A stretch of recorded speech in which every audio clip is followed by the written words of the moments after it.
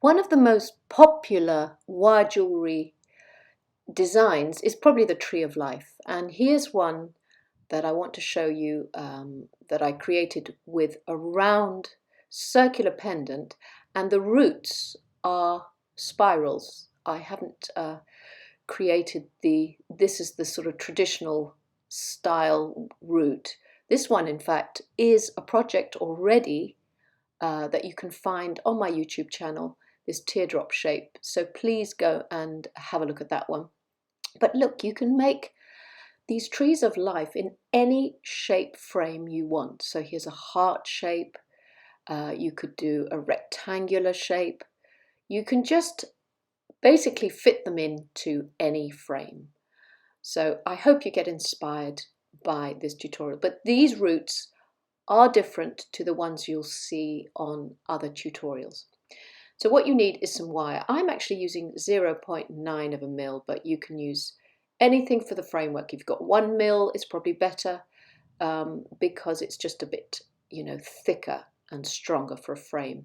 And then you wrap it round something cylindrical to create the round frame, and that can be any size you want that to be.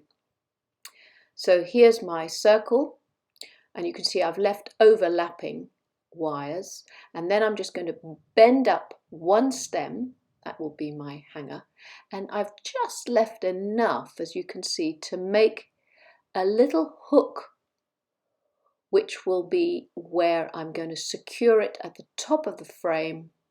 And then what I will do is just squeeze that hook together so that it grips and closes at the top. So that's how I make my circular frame, and I leave that stem protruding from the top. I'll work on it as a bail later. Next thing I do is put it on my steel block and work harden or hammer with my planishing side of my whammer hammer, so the steel end. I hammer the frame, not too hard, it's just enough it will flatten it a bit, but it will really make it strong and temper the wire so that the frame will not misshape in any way when I'm making the tree. So there's my frame ready, but as I said, you can make those frames any shape you want. Now with 0.4 of a millimeter gauge, I'm going to create the wire tree that sits in the middle, and I need lots of these, so I cut them. I've cut about 15, 10 to 15. Really, the amount is you see the width of, when I hold them as a bundle, that's going to be the stem of my tree, so you can see how wide that will be. And then I take the center and I hold it near the center of my frame, and I wire wrap around. So I bring the whole bundle around the base of the frame. I just do that a couple of times. I don't want to do masses and masses of winding, but I keep it all together, and I go just offside usually.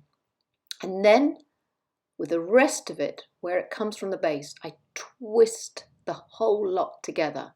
So this is going to be the trunk of the tree.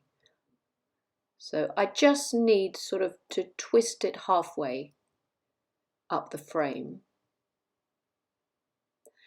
And then I'm going to start separating the branches after that. But you can see you can bring it down by making little bends.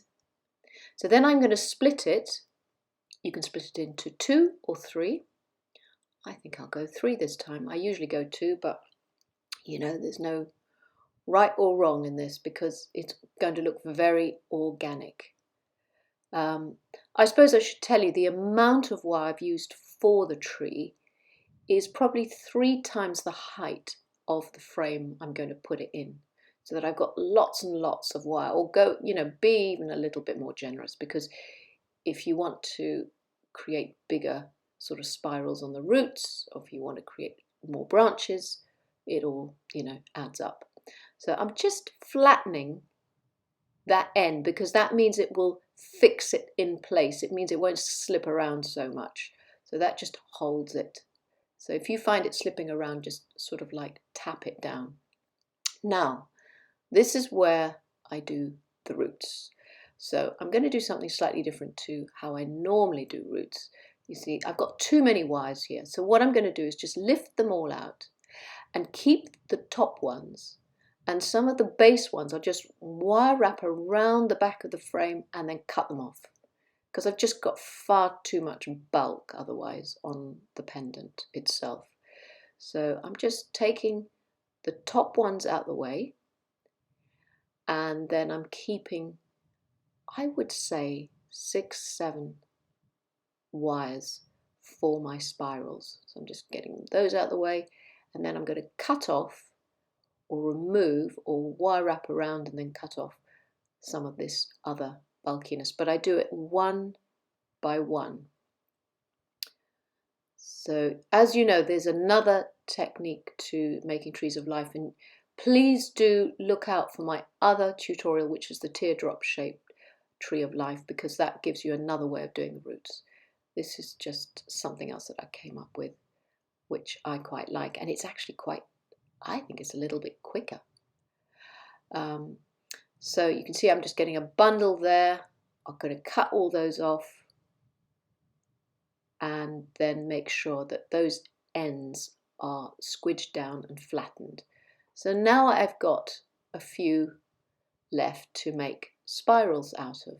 So you'll see I pick up the very end, make a little tiny circle or hook, and then hold that in my chain nose pliers, and as it gets a little bit bigger, I move to my flat nose pliers and just roll and roll and roll the wire around itself to create a tight spiral. And this will sit at the base of the frame. It can sit on top of those cut wires to hide all that mess underneath. And you'll just do this one by one. And if you still feel there's too many, you can cut some away. You can trim them down, so you can have some of these spirals bigger than the others, which gives a nice sort of organic feel. So this is just another version for the roots. And you pull, as you're twisting, don't forget, you're pulling away and flattening and curling all at the same time. It is a bit of a sort of learned skill, but with practice you just get better and better at it, like anything. So you can position these spirals anywhere around the base to hide those cut ends. So here you go, I've done all my little spiraling at the end, and I'm just going to use my hammer just to gently tap on the steel block, which fixes them and burnishes them and flattens and spreads them and makes them tempered.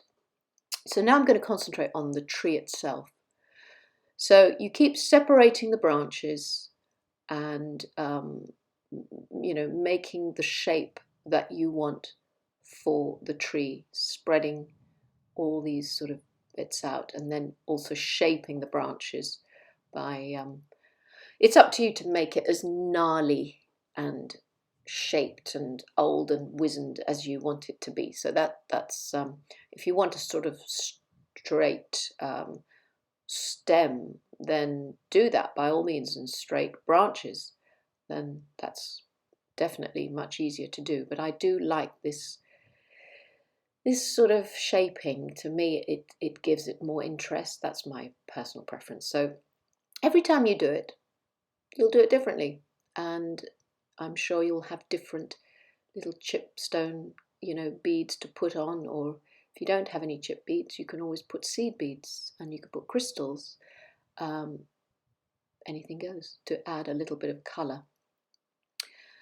So once I've positioned all these bits, I want to sort of concentrate on the middle part, so the top middle, so that I can see how I can work on each side and get a sort of shapely balance to the pendant piece. So all this takes a bit of manipulating and, you know, standing back from it. I mean, if you're working on something like this, you can do a bit, go off, do something else, and then come back and, you know, take a look at it again, and you'll see something different. So I'm going to use these turquoise chip beads. They're actually magnesite beads that have been dyed turquoise blue. So they're not real turquoise, but for me they work perfectly for the colour that I want. And I'm going to go with the middle, right at the middle wire, the middle branch, and use that to secure around the top protruding or projecting stem wire, because that fixes the tree in place and makes it feel nice and stable.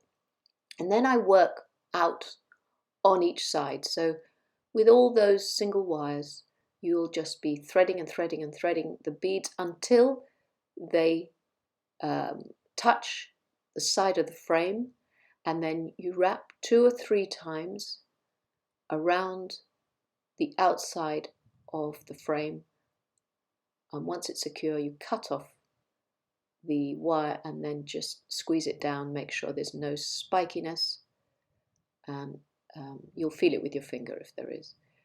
And you just continue threading and threading and shaping the branches so that you fill the top of the frame with what we call blossom, which is the chip gemstone beads. And you want to sort of spread them out and make them. And it's very easy to do because these wires are so thin and very easy to work with. And you can see I can shape it to come just under the last one. And that's all it is. This is so therapeutic, so relaxing to do. This is the fun bit of making the tree. And don't feel you have to do just one colour gemstone. You could do a multicoloured tree, and you could use different coloured gemstones. You could do a seasonal tree with you could do a chakra tree with all the chakra colours. You know, it's endless variations. Now I'm left with these 3 wires that I haven't yet used because I sort of filled enough of the space. So I'll show you what I sometimes do. I cut them down to have a look to see if I want to make spirals out of them. You don't have to use every one of those branch wires, but this is what you can do. If you've got some leftovers like this and there's no space to put any more chips, make little spirals and flatten those on top of the chip beads, because you've got the spirals at the root end, and this just brings a bit of silver metallic colour up into the tree as well, and adds another little visual detail decoration, you know, in your piece. So I just spiral those branch wires and then just push them flat in amongst the frame.